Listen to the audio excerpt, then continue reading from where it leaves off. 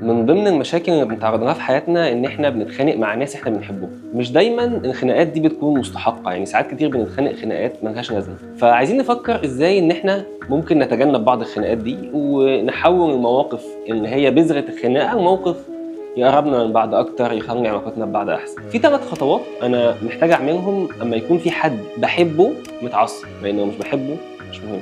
لكن لو حد بحبه منفعل ومتعصب وانا موجود معاه، فاول حاجه اما ان انا اتجنبه او اسيبه يقول اللي هو عاوزه.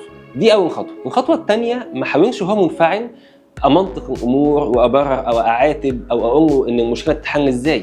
ثالث خطوه لما يبدا يهدى خالص والموقف يعدي، اذا انا شايف ان في حاجه محتاجه تتقال اقدر اقولها في التوقيت ده. اي سيناريو تاني غير ده هيؤدي الى تفاقم المشكله، لان احنا واحنا منفعلين بيكون مخنا عامل زي يعني منفعل جدا مستثار جدا، في مناطق معينه في المخ بتعطل التفكير اصلا، فبنبقى عاملين زي بعض الحيوانات زي الحوت مثلا. فتخيل لو انت بتحاول تهدي حوت منفعل هتتصرف معاه ازاي؟ النتيجه الطبيعيه ان محاوله تهدئه الحوت ان هو منفعل وانت خايف، محاولة تهدئة الخناقة إن بدل ما في واحد منفعل بقينا 2 منفعلين، ما استفدناش أي حاجة. لما نحاول نتجنب نسيب اللي قدامنا يتكلم، ما نجاوبش بالعقل وبالمنطق وبعدين نتفاهم ونناقش الموقف، هنقدر نستفيد من الموقف ومن التجربة دي. بعض الناس مش بتقدر تعمل كده لأن المنتاليتي بتاعتهم وقتها إن هم عاوزين يحسموا الموقف، عاوزين يبينوا إن أنت غلطان أو إن أنا غلطان، المهم نحل الموقف ونشوف مين فينا الصح والغلط. الحقيقة إن في العلاقات مع الناس اللي بنحبهم